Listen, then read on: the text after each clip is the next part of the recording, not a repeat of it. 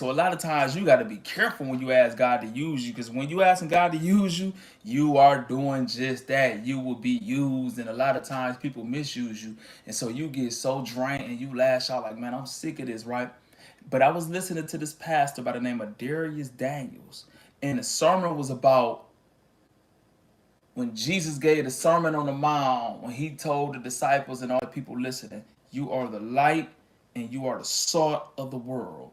And he had explained that salt back in them days was used to preserve things and stop decay.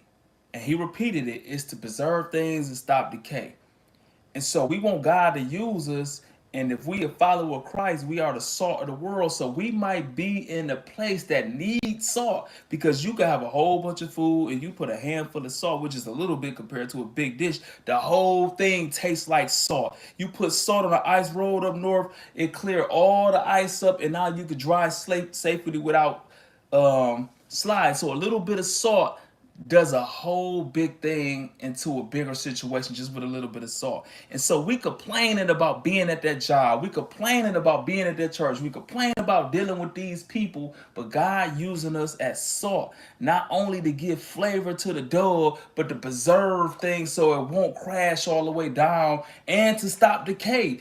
Man, I'm up here complaining about, man, these kids so hard-headed. Man, they mamas think this stuff cute. Man, these grown people don't care about the kids in our community. They just scheming and scamming.